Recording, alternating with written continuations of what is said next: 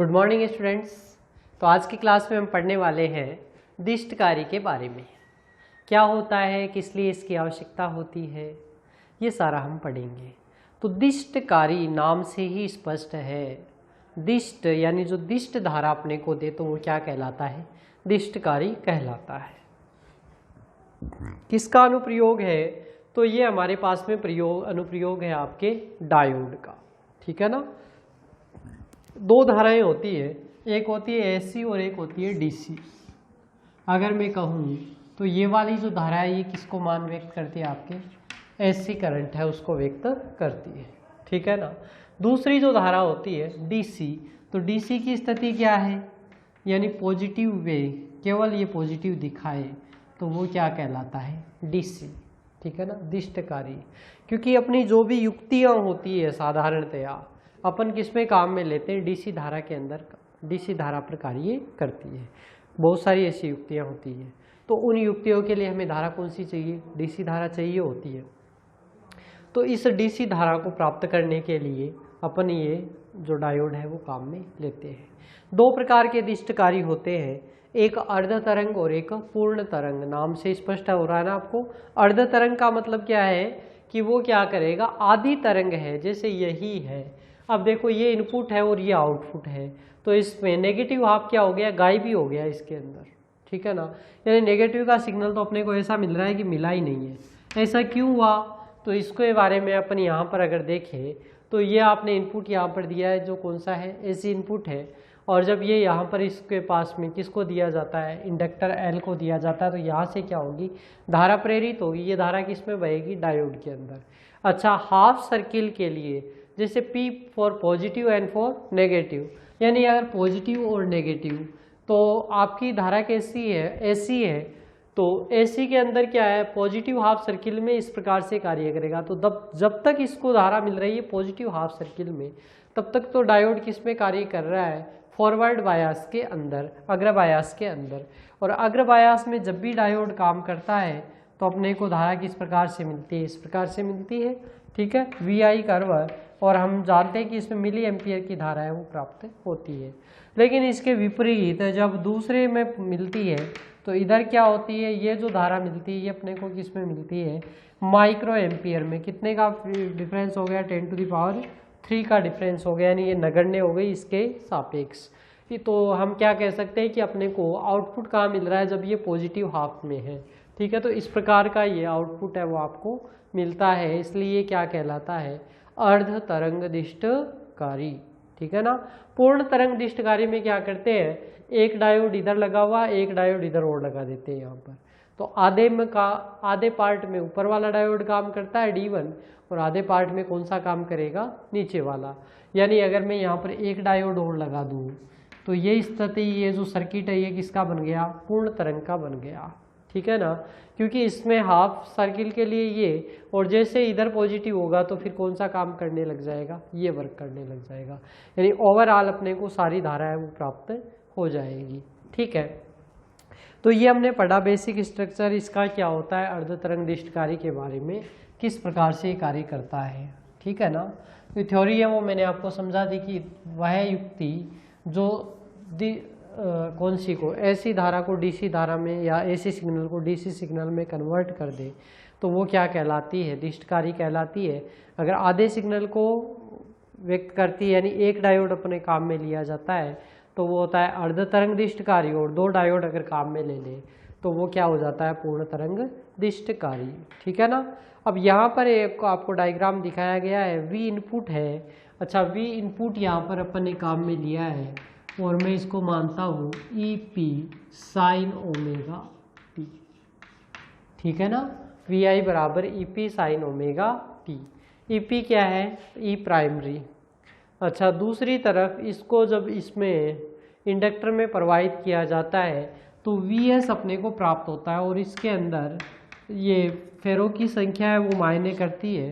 तो मैं मान रहा हूँ फेरों की संख्या क्या है, स्मॉल n है। तो दूसरा मान क्या हो जाएगा, यानी VS का मान कितना हो जाएगा, तो हमें पता है ये कितना होता है, n गुणा EP साइन ओमेगा t। ठीक है ना। तो n EP मतलब n EP, और इसको मैं क्या कह सकता हूँ, ES जैसे वो EP था तो ये क्या है ES साइन ओमेगा टी, इस प्रकार से भी हम इसको लिख सकते हैं, ठीक है ना। ES कह सकते हैं या EM साइन ओमेगा टी, ये मैंने एक इसको नोटेशन दे दिया।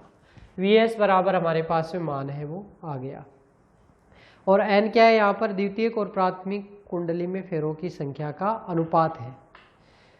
अब VS के धनात्मक मान के लिए डायोड क्या रहेगा, अग्रवायसित रहेगा, और VS के धनात्मक मान के लिए, तो यही तो बात अपन कर रहे हैं, इसके लिए धनात्मक मान के लिए डायोड PN क्या रहेगा, अग्रवायसित, और अग्रवायसित रहेगा तो अपने को यहाँ पर क्या प्राप्त होगी, धारा, और धारा जब प्राप्त होगी तो धारा का मान क्या हो जाएगा, तो धारा प्राप्त होगी तो कौन सी धारा प्राप्त होगी, अग्रवायसित धारा है वो प्राप्त होगी। अब इसके अंदर धारा मान लिया मैंने कि स्मॉल आई धारा है वो प्रवाहित होगी, और दो प्रतिरोध है यहाँ पर, एक तो लोड रेजिस्टेंस आपका दे रखा है RL, और एक इस पूरे परिपथ का प्रतिरोध में मान लेता हूँ कितना है R, ठीक है ना। तो ओवरऑल यानी कंप्लीट प्रतिरोध कितना हो जाएगा, R प्लस RL। तो मैं इसको किस प्रकार से डिफाइन कर सकता हूँ, V बराबर क्या होता है IR, तो VS बराबर I गुणा R प्लस RL, ठीक है ना। इस प्रकार से मैं इसको व्यक्त कर सकता हूँ। अच्छा जी, I की वैल्यू क्या हो जाएगी यहाँ पर, I बराबर VS upon R plus RL। VS की वैल्यू क्या है, तो VS बराबर क्या है, NEP साइन ओमेगा टी या EM साइन ओमेगा टी, तो मान रख लीजिए, तो कितना मान हो जाएगा, EM by R plus RL, ठीक है, गुणा में क्या है साइन ओमेगा टी। तो ये मान हमारे पास किसका आ गया, I का जो मान है वो आ गया। कितने के लिए, तो कंडीशन हमारे पास है दो, क्योंकि हम कह रहे हैं कि पॉजिटिव हाफ सर्किल मतलब टाइम कितना है इसके लिए, तो हम कहते हैं 0 से लेकर कैपिटल T/2 तक ये स्थिति है, और दूसरी स्थिति क्या है, तो T/2 से लेकर और कैपिटल T तक, ठीक है ना। यानी पॉजिटिव जो हाफ सर्किल पहले वाला है इसके लिए तो इतना मान है, और दूसरे के लिए क्या है, तो दूसरे के लिए धारा क्या प्रवाहित होगी, 0, ठीक है। ये दो मान अपने को ध्यान में रखने हैं। ये हमारे पास बेसिक मान हो गया, I बराबर EM sign omega T upon R plus RL, ठीक है। अब हम कुछ इसके मान ज्ञात करते हैं। दो मान आपके बहुत काम आते हैं, एक तो स्पंद मान वोल्टता व धारा, और एक रहता है इसका एवरेज यानी औसत धारा, I बराबर EM साइन ओमेगा, ये मान था, और ये क्या है I बराबर 0। इन दोनों मानों को अपने को ध्यान में रखना है। तो पहले हम ज्ञात करते हैं दिष्ट धारा या वोल्टता का औसत मान। तो धारा है वो एक ही दिशा में परिवर्ती धारा है, इसलिए समय के सापेक्ष परिवर्ती धारा का औसत मान हम ज्ञात कर सकते हैं। तो औसत मान क्या होता है, IDC से हम इसको डिनोट करते हैं, और IDC का मान कितना हो जाएगा, तो हम कहते हैं औसत मान चाहिए, तो हम पूरे आवर्तकाल का भाग लगा देते हैं 1/2T 0 से T और I इंटू dt, इस प्रकार से लिख सकते हैं अपन I इंटू dt, ठीक है। I का मान हमारे पास है क्या, ये रहा। अब देखो यहाँ पूरी लिमिट लग रही है 0 से कैपिटल T तक, लेकिन I के मान 0 से T/2 तक मान मिल रहा है, और T/2 से T क्या हो जाएगी 0। तो ये दोनों मान हम कहाँ पुट कर सकते हैं, इसमें पुट कर सकते हैं। तो मान कितना हो जाएगा ये हमारे पास में,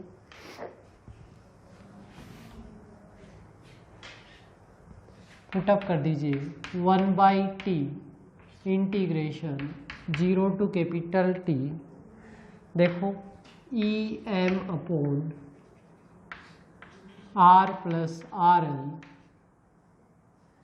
साइन ओमेगा टी गुणा dt है।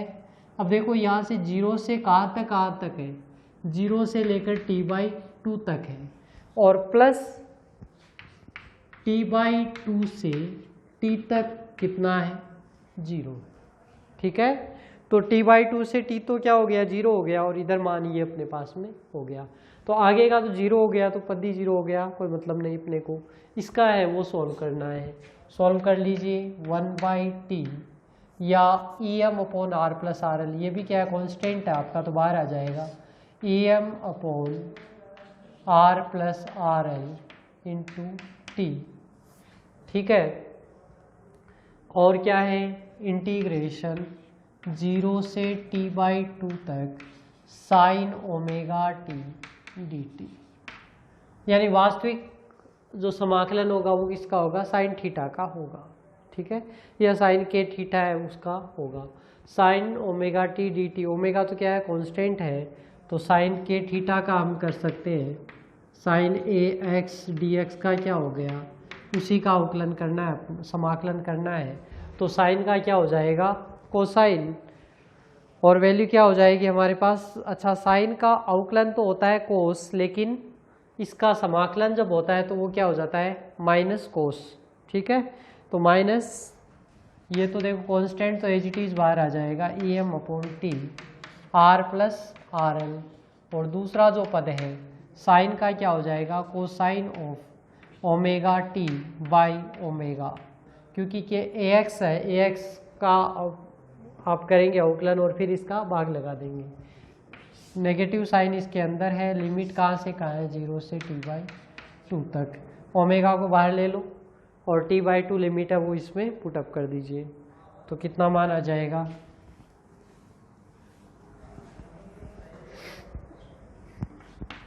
EM upon omega T R plus R L,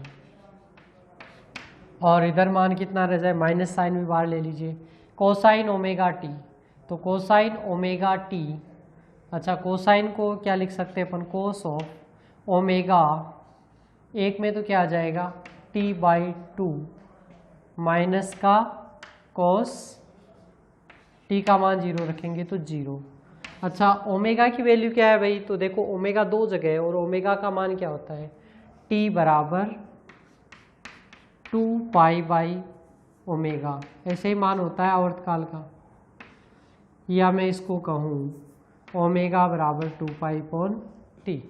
ठीक है, तो ये मान मैं यहाँ भी रख सकता हूँ और यहाँ पर भी, दोनों जगह मान रखूँगा, और मान रखने से अपने पास में इसका आंसर है वो आ जाएगा।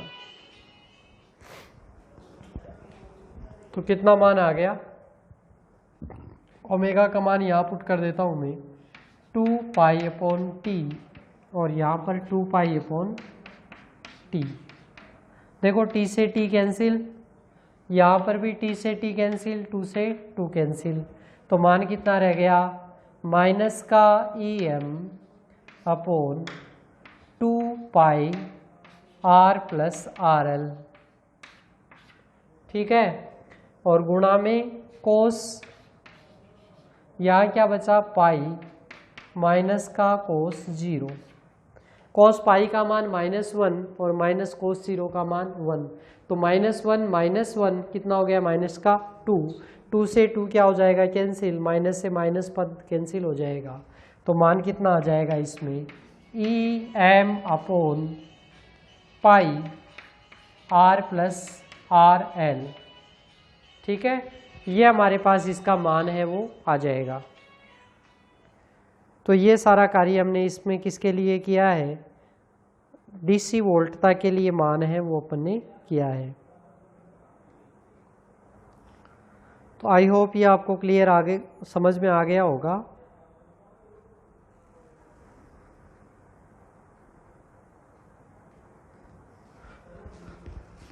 EM upon pi R plus RL, ये किसका मान आ गया मेरे पास में IDC।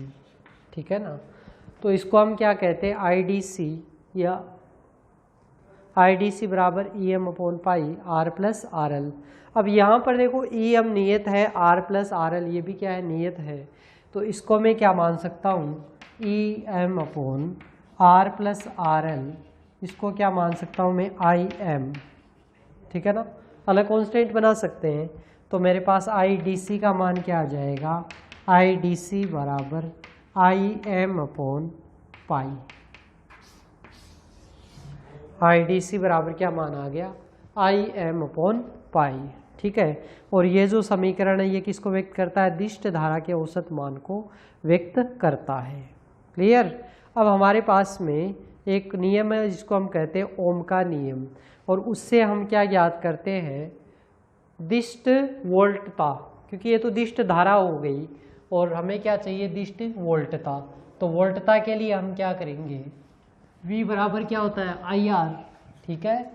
और क्या लिख सकता हूँ मैं? VDC बराबर IDC। VDC बराबर क्या लिख सकता हूँ? IDC गुणा R, और R कौन सा? तो लोड प्रतिरोध की बात चल रही है, और लोड प्रतिरोध के समांतर क्रम में ये है V आउट। तो ये क्या मान है? इसमें केवल आएगा रेजिस्टेंस RL। R क्या है? R इस पूरे परिपथ का रेजिस्टेंस है जो कि हम लोड में काम नहीं लेंगे। तो IDC का मान यहाँ रख दीजिए। तो VDC बराबर क्या हो गया? IDC का मान आप जब रखेंगे तो IM RL अपॉन पाई, या IM की वैल्यू है वो भी आप यहाँ पर पुट कर सकते हैं, ठीक है। तो IM upon pi into RL, ये हमारे पास में किसका मान आ गया? VDC का मान है वो आ गया। एग्जाम में क्वेश्चन आता है कि इसमें दिष्ट धारा का औसत मान, दिष्ट धारा वोल्टता का औसत मान ज्ञात कीजिए। तो ये कार्य अपने को इसमें करना रहता है, ठीक है ना। अकेला दिष्ट धारा या वोल्टता का औसत मान नहीं पूछा जाता है। वैसे आपकी जानकारी के लिए बता दूं, यहाँ पर स्पंदमान, वोल्टता, उर्मिका गुणांक तक का क्वेश्चन है वो पूछा जाता है। बड़ा क्वेश्चन इससे बनता है एक, जिसके अंदर वोल्टता का मान, दिष्ट धारा का मान, ये सारा है वो पूछा जाता है। अब दूसरा अपन करते हैं स्पंदमान धारा और वोल्टता का वर्ग माध्य मूल मान। स्पंदमान धारा, स्पंदमान धारा व वोल्टता का वर्ग माध्य मूल मान। वर्ग माध्य मूल मान रूट मीन स्क्वायर, ठीक है ना। तो इसको हम कहते हैं रूट मीन स्क्वायर वैल्यू, या हम इसको कहते हैं RMS। तो IRMS, और IRMS क्या होता है? IRMS अगर आप देखेंगे तो रूट मीन और स्क्वायर, तो स्क्वायर कर दिया, रूट कर दिया, और इसका आई स्क्वायर, और माध्य क्या है? तो आई स्क्वायर बाई में क्या कह सकता हूँ? 1/t, ठीक है ना। तो माध्य, रूट और स्क्वायर, तो रूट मीन स्क्वायर वैल्यू इस प्रकार से इसकी होगी, ठीक है। आई का मान हमारे पास है तो मान पुटअप कर दीजिए, और IRMS का वैल्यू है वो हम ज्ञात कर लेंगे। तो आई का मान हमने कहाँ रखा था? समीकरण 1 में, जो सबसे पहली समीकरण ज्ञात की थी। आई बराबर EM upon R plus RL sine omega T. मान पुटअप कर दीजिए तो कितना मान आ जाएगा? अच्छा देखो यहाँ पर स्क्वायर है, तो इस स्क्वायर को हटाने के लिए मैं क्या कर सकता हूँ? रूट में ये रूट है, देखो ये वही इसके अंदर होगा, क्योंकि ये क्या है? आई स्क्वायर बाई टी है। रूट मीन स्क्वायर, ठीक है ना, रूट बाद में लेना है इसका। तो IRMS की वैल्यू इस प्रकार से होगी, या इसको मैं क्या कहता हूँ? आई स्क्वायर RMS। अगर इस प्रकार से किया जाए तो ये क्या आ गया? आई स्क्वायर बाई टी का मान है वो आ गया, ठीक है। और आई स्क्वायर का मान पता है अपने को कितना है, तो मान पुटअप कर दीजिए। माध्य जब ज्ञात करते हैं इसका तो 1/t 0 to capital T I square. I square का मतलब ई स्क्वायर, देखो EM square upon R plus RL, ऐसा ही मान था ना, R प्लस RL का whole square into sine square omega T dt। इस प्रकार हम इसको लिख सकते हैं। 1/t इंटू ये पूरे पद का स्क्वायर हो जाएगा, ठीक है। अब EM upon R plus R L, इसको मैंने क्या मान रखा था, IM मान रखा था, तो इसको मैं बाहर ऐसे भी लिख सकता हूँ, कांस्टेंट है तो इसको हम लिख सकते हैं बाहर IM square by T 0 to T sine square omega T. तो पिछली बार तो सरल काम था, साइन वहाँ था साइन थीटा, तो साइन थीटा का साधारण समाकलन हो गया, साइन स्क्वायर का तो सीधा समाकलन होता नहीं है, तो पहले अपने को क्या करना पड़ेगा, इसको किस में कन्वर्ट करना पड़ेगा, हमें इसको कन्वर्ट करना पड़ेगा कोसाइन के अंदर। और एक फंक्शन होता है 2 साइन स्क्वायर, यानी कोस 2 थीटा बराबर क्या लिख सकता हूँ मैं, एक रिलेशन होता है कोस 2 थीटा बराबर 1 माइनस 2 साइन स्क्वायर थीटा, या 2 साइन स्क्वायर थीटा बराबर क्या हो गया 1 माइनस कोस 2 थीटा। इस प्रकार से लिख सकते हैं इसको अपन 1 माइनस कोस 2 थीटा, थीटा की जगह क्या आ जाएगा आपका ओमेगा टी, यानी यहाँ पर इसको हम किस प्रकार से लिख सकते हैं IM square by 2t integration 0 to T 1 minus cos 2 omega T D T. ठीक है ना, इसका समाकलन है वो अपने को करना रहेगा। तो अब इसका जब समाकलन करेंगे, अच्छा जी इसके लिए जो I का मान था, ये देखो मान है, ये लिमिट यही रहेगी क्या, तो अपने को पता है कि 0 से t है, तो 0 से t लिमिट को अपन ने वहाँ पर कंसीडर किया था कि 0 से t/2 तक तो कितना था I वाला मान था, और t/2 से लेकर t तक कितना था 0 था, तो वो तो 0 ही रहना है, यानी ये भी क्या हो जाएगा हमारे पास में, इस लिमिट को हम क्या रख सकते हैं 0 से t/2 अपन इसमें काम लेंगे। ठीक है ना, क्यों, चलो t रख लो, एक बार एक काम करो, ये प्लस 0, या इसको मैं क्या लिख सकता हूँ t/2 अगर इधर रखते हैं तो t/2 से लेकर t तक कितना हो जाएगा 0 dt। ठीक है ना, तो ये लिमिट कहाँ आ जाएगी 0 से t/2 तक आ जाएगी। अब इसका सरलता से समाकलन है वो हो सकता है, 1 का क्या हो जाएगा t हो जाएगा, और कोस थीटा का क्या हो जाता है साइन थीटा। तो मान दे रख लीजिए क्या मान आता है इसका, मान जब पुट करेंगे इसका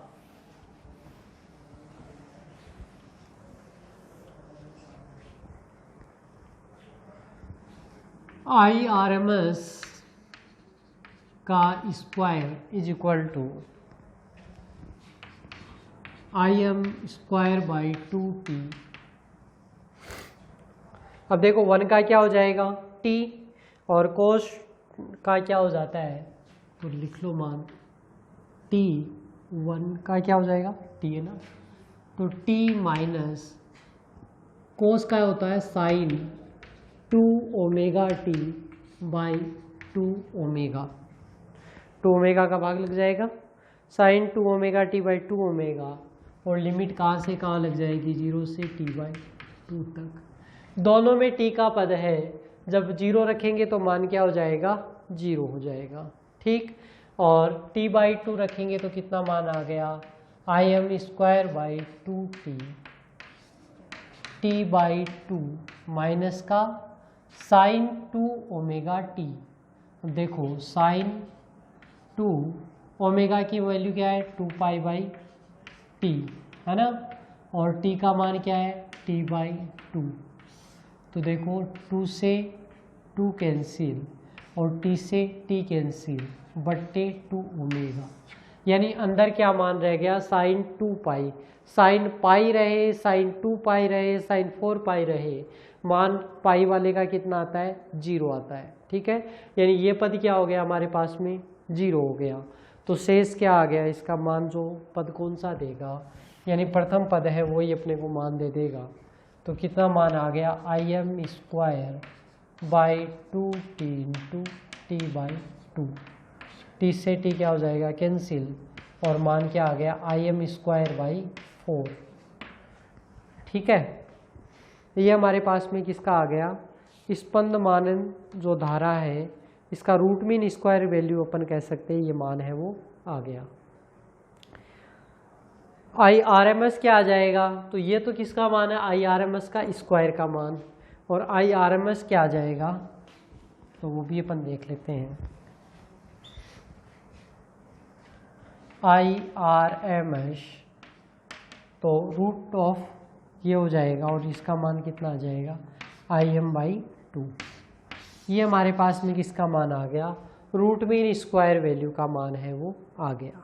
ठीक है, और इसी प्रकार हम किसका मान ज्ञात कर सकते हैं, निर्गत वोल्टता का वर्ग माध्य मूल मान है वो भी ज्ञात कर सकते हैं।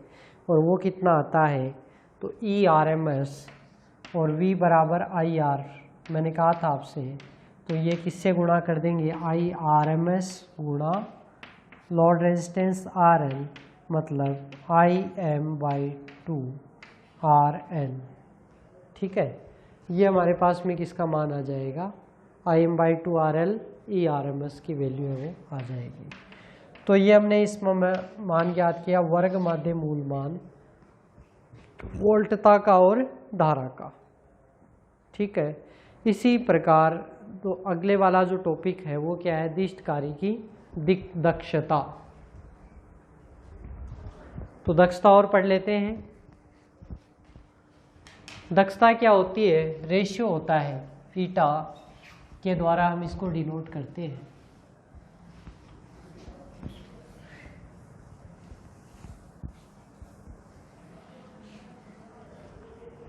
ईटा और ईटा दिष्ट कार्य की दक्षता होती है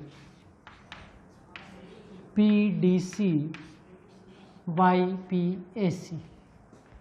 P और हम जानते हैं P बराबर क्या होता है, VIP यानी P बराबर क्या होता है VI। ठीक है, और I के पदों में इसको लिखे तो V बराबर क्या होता है IR, तो मैं इसको इस प्रकार से भी लिख सकता हूँ I²R।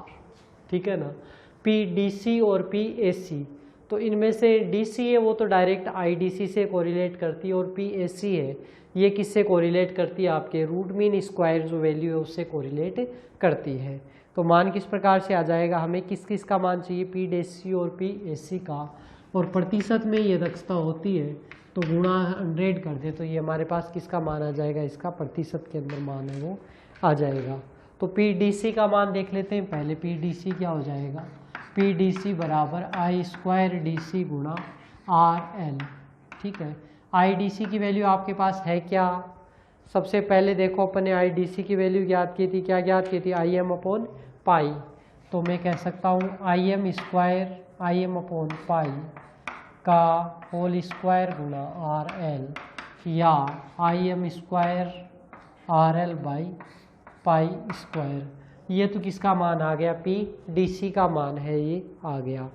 दूसरा मान किसका है, PAC का। अच्छा PAC, तो PAC का मान क्या होता है, PAC IRMS का स्क्वायर गुणा R+RL। इसमें ये ध्यान रखना है भाई, लोड रेजिस्टेंस के साथ में R भी काम में लेंगे, क्योंकि रूट मीन स्क्वायर में सारी जो धारा है उसको हम कैलकुलेट करते हैं।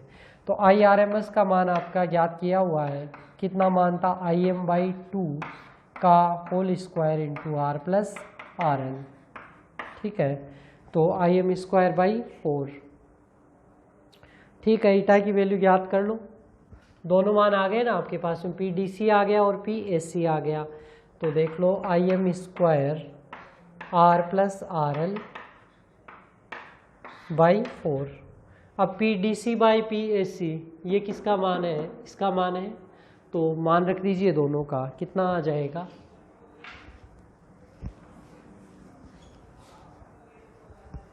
ईटा बराबर PDC का मान आप रखेंगे IM²पाई² इंटू RL बटे PAC IM²/4 R+RL, यही मान होगा।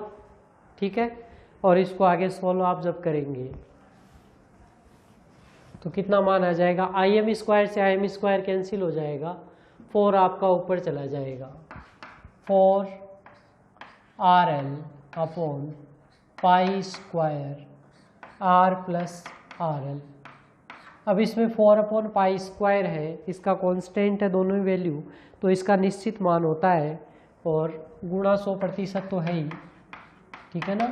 तो इसका जो मान होता है 0.406% बटे, अब देखो RL का मैं इसमें भाग लगा रहा हूँ, या इसमें से RL कॉमन ले लेते हैं, तो नीचे क्या आ जाएगा 1 + R/RL, ठीक है। तो 1 ये जो मान आ गया आपका, अगर इसको प्रतिशत में है तो किससे गुणा होगा, गुणा 100% का भी करेंगे तो ये कितना आ गया 40.6% बटे 1 + R/RL।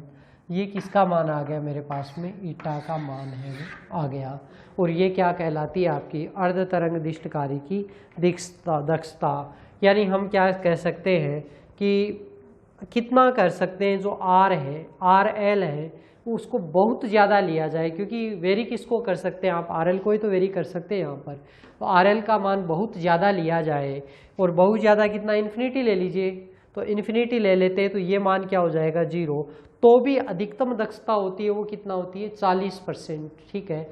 यानी जितना आप इनपुट देखते हैं उसका 40% आपको है दिष्टकारी धारा के रूप में प्राप्त होता है। इसका मतलब होता है कि अर्ध तरंग दिष्टकारी होता है वो क्या होती है, अच्छी युक्ति नहीं होती है। अगर पूर्ण तरंग दिष्टकारी को हम काउंट करते हैं तो इसमें ठीक इसका डबल आ जाता है, 80% के पास वो आ जाता है, तो वो कुछ ठीक रहती है, ठीक है ना। तो ये सारा हमने अर्ध तरंग दिष्टकारी के बारे में पढ़ा, और भी हम इससे आगे की क्लास में अध्ययन वो करेंगे। पूर्ण तरंग दिष्टकारी इसके साथ के साथ आपको लेकर चलना है, बुक में आप देख लेंगे, तो वहाँ पर क्या आ जाता है, जो धारा है उसका मान डबल आ जाता है, तो ये सारा कार्य है वो हो जाएगा, ठीक है। बाकी हम पढ़ेंगे नेक्स्ट क्लास में। Thank you.